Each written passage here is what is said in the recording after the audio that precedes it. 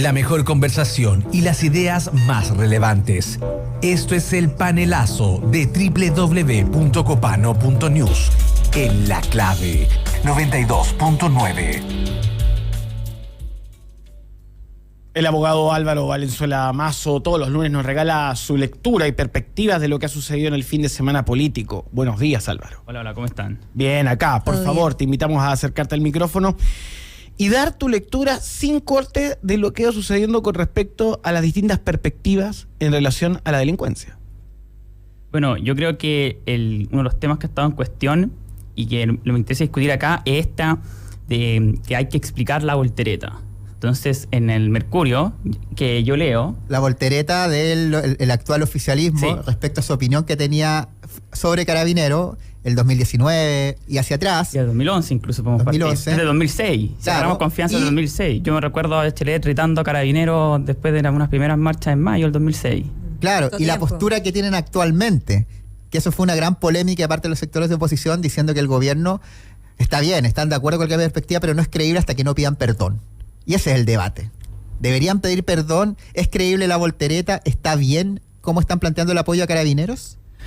Bueno, yo creo que acá la manera en que esto me gustó cómo lo planteó Carlos Peña, ¿no? Que tuvo un cruce de palabras con Viera Gallo, ¿no? Una discusión de hombres heterosexuales blancos en la carta... En una carta en el Mercurio. No, en cartas del director al Mercurio, porque ya hubo un duelo en que uno pegaba, el otro respondía, etcétera. ¿Pero por qué no usan Twitter?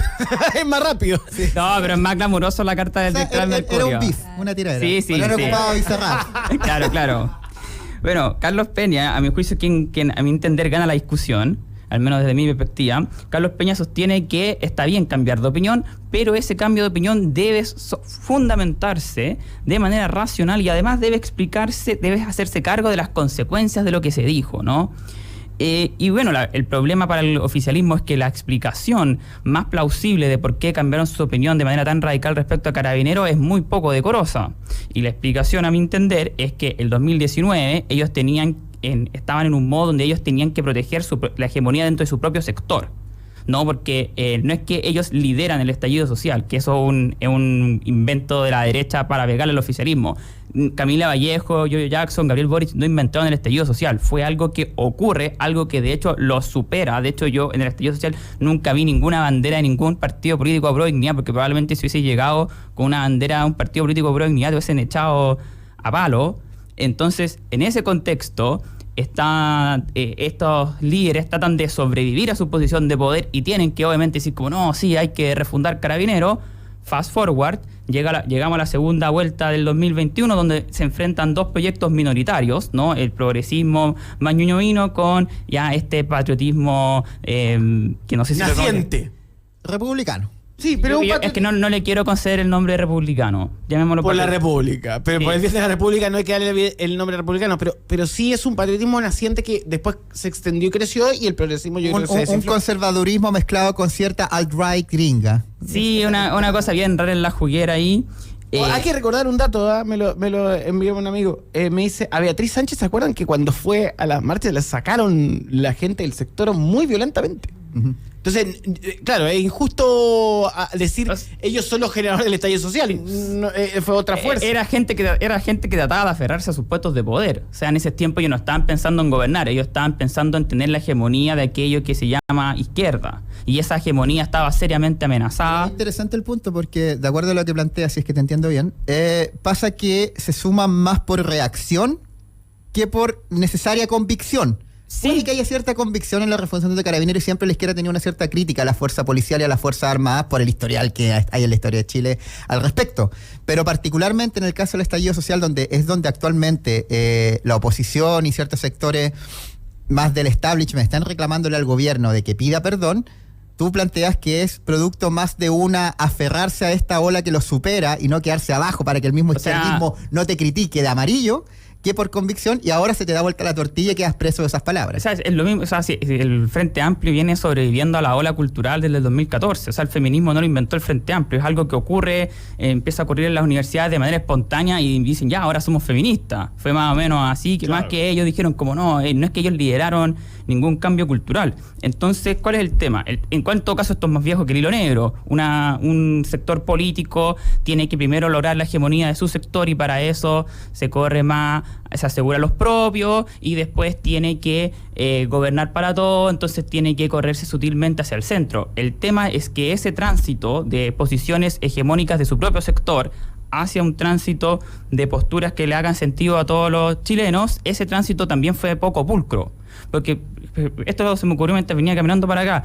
En materia económica, yo creo que ese cambio fue más pulcro, porque en la segunda vuelta ya se empiezan a aparecer como economistas más del establishment, por así decirlo, como ya gente más asociada al laguismo, qué sé yo, como a darle el puesto de uno a Gabriel, y después de que el tipo gana la presidencia, rápidamente anuncia a Marcel como ministro de Hacienda y se empieza a hacer una transición creíble en esa materia. Pero en cambio en seguridad, yo creo que esa transición no se hizo adecuadamente, y acá yo veo hay dos hitos que a mi juicio son muy errados. El primero, cuando Isquia Siches asume ministro de Interior, entonces ahí yo creo que el gobierno era el rumbo, porque el gobierno interpreta el Ministerio de Interior como la vicepresidencia. Entonces quiere tener como una especie de vicepresidente, pero en Chile esa tradición política no existe. El ministro de Interior es el que está a cargo de la seguridad. Entonces ahí hay un primer error, creo yo que es un error fundamental. O sea, yo creo que todo esto se empieza a desmoronar con Temucuicui. ¿Le faltó un sheriff, dices tú? Sí, de Carolina Toá desde el minuto 1. Para mí, desde Temucuicui, esa visita errada a Temucuicui... que abre la presidencia. Abre la presidencia y ya te deja mal en seguridad. ¿Por qué? Porque te devela como alguien ingenuo ante el fenómeno. Te revela como que no sabes lo que estás haciendo. Ese es el primer punto. ¿Y el segundo? El segundo es el indulto. O sea, el indulto, o sea, si ya te estáis dando un viraje, no podí hacer ese indulto. O sea, tenéis que haber revisto. O sea, cuando tú indultas, eso es evidente que tú tienes que agarrar todos tus indultados y decir, ya, ¿cuál va a ser el más difícil de defender? Ya, y a este tenemos que decir que no, que solamente hizo este delito. Entonces tú tenías que indultar una cantidad muy acotada de personas, de manera tal que la derecha obviamente te iba a pegar, porque tú podrías haber indultado a 5 jóvenes que delinquieron en el calor del momento, que no tenían prontuario, y te iban a pegar igual, pero iba a estar en una posición de defenderlo. En cambio, si tú empezás a ver, tenéis la mitad de los indultados que son problemáticos, incluso uno que está condenado por cuasi homicidio a Carabineros, o sea, y después tenéis que decir que apoyáis a Carabineros. Entonces ahí yo creo que ahí... Y las señales del gobierno también, unos diciendo que el presidente sabía, otros diciendo que no. Claro, entonces todo ese episodio, a mi juicio, hace que la voltereta sea poco creíble. Entonces ahí está el tema de la ejecución de... Claro, es como, si vas a cambiar de opinión o en economía fue mucho mejor la transición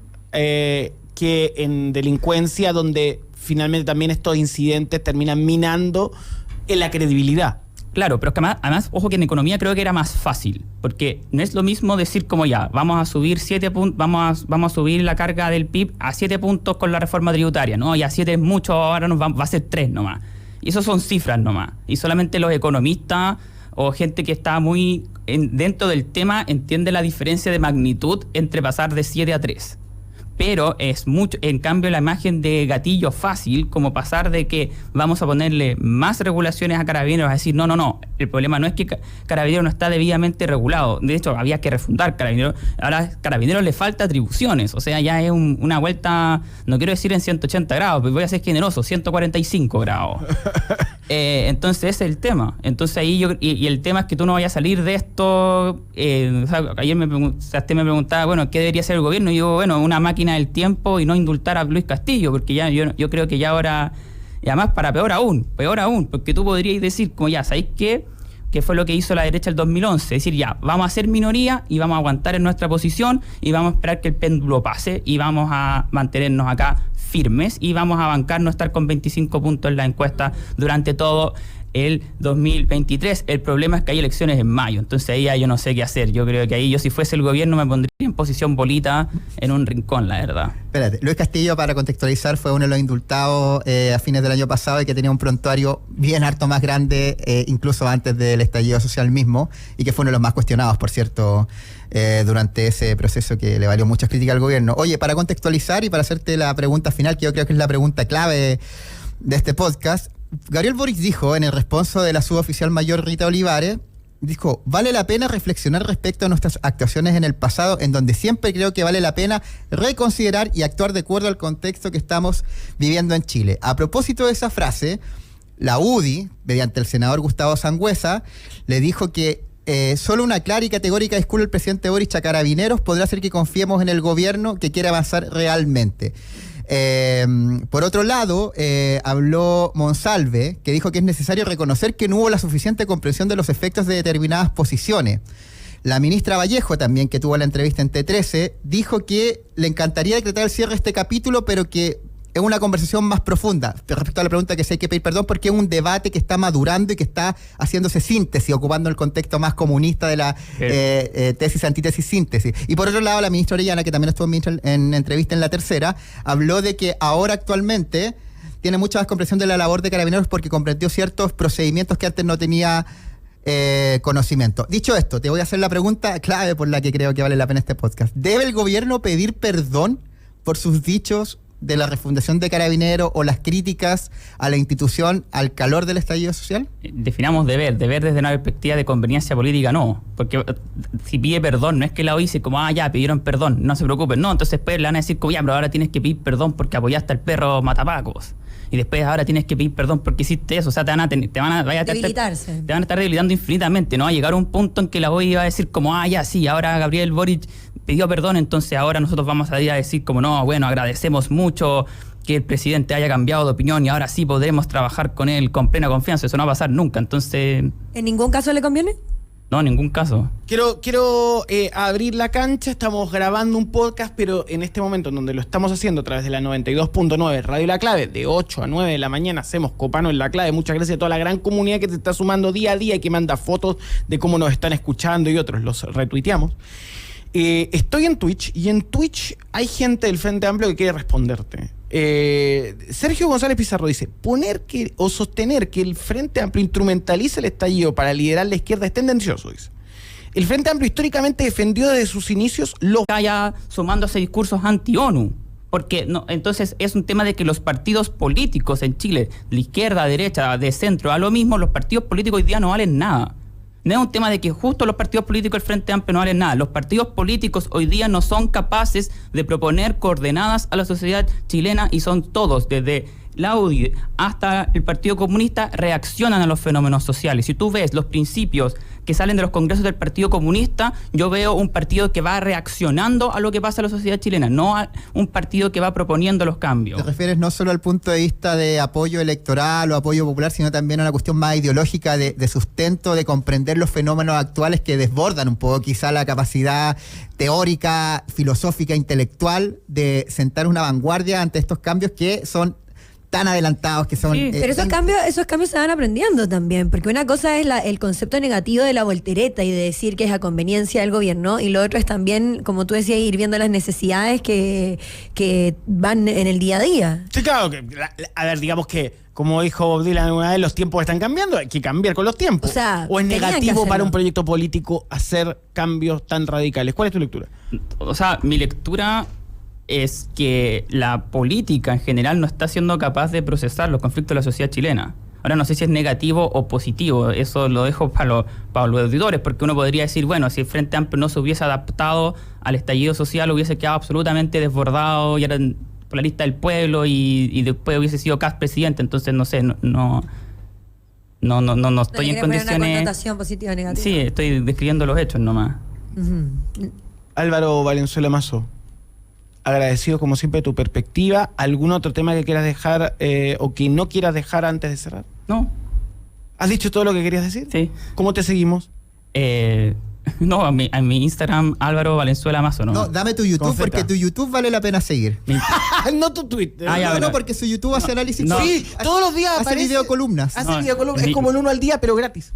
Mi YouTube es la política chilena según Álvaro. youtube.com/la política. No, no sé cómo es mi YouTube, pero pongan la política, mi canal se llama La Política Chilena según Álvaro. Es bueno, opina de la línea de Retamala, hace bajas políticas, donde pueden pequeños escucharlo. Tweets, pero visuales. Sí, entre 10 y 15 minutos de análisis político. Y todos los lunes aquí también. Grabado con una cámara enfrente, nada más, muy sencillo en términos técnicos, pero muy contundente en términos de contenido. Gracias, Álvaro. Ya está, gracias. Chau. www.copano.news en La Clave. Suscríbete al newsletter. Estamos en vivo a las 8.